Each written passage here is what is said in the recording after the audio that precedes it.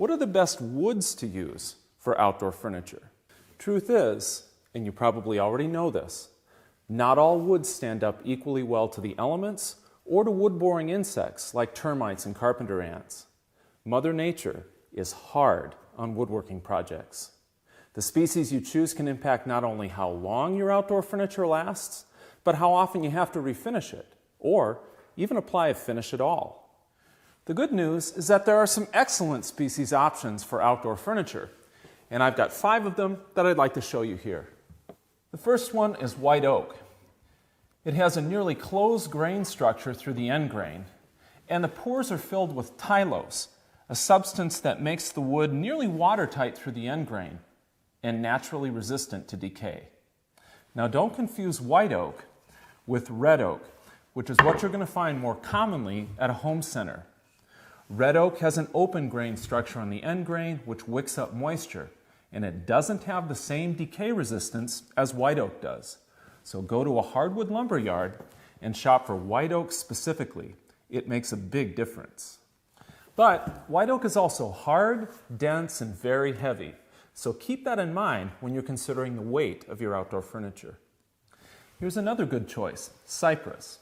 It's pretty easy to find in southern and eastern states. Cypress is a very soft wood like pine that's easy to cut, shape, and fasten.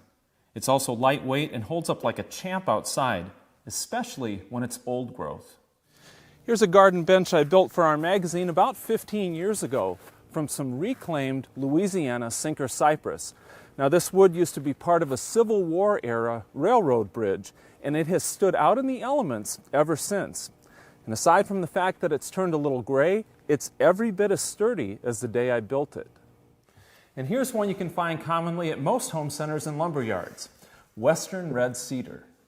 Like cypress, cedar is soft and lightweight, and I think it smells great when you cut or sand it. It has quite a range of coloration between the light-colored sapwood and the darker heartwood. Among these other options, Western red cedar is pretty affordable too, but it can have a lot of knots, it's splintery, and it tends to split at the ends, so be sure to pre-drill your screw holes. A 4th great species for outdoor furniture is African mahogany, and that's what I've used for this folding Adirondack chair. It's also a favorite of boat builders. Mahogany has a beautiful grain pattern, especially when it's quarter sawn like it is on this chair. Although it's a hardwood, mahogany has a soft structure that's easy to cut, shape, and sand.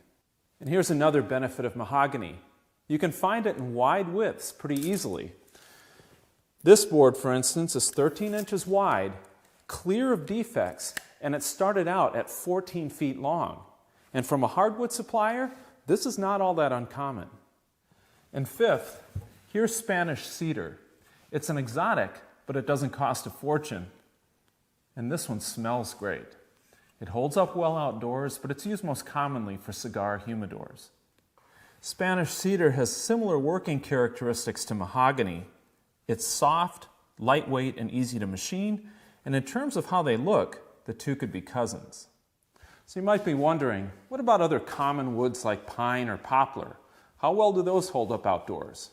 Well, not as well as these 5 do by quite a stretch. If you're going to use a common wood for your outdoor furniture, make sure it's not in constant contact with the ground or stays wet.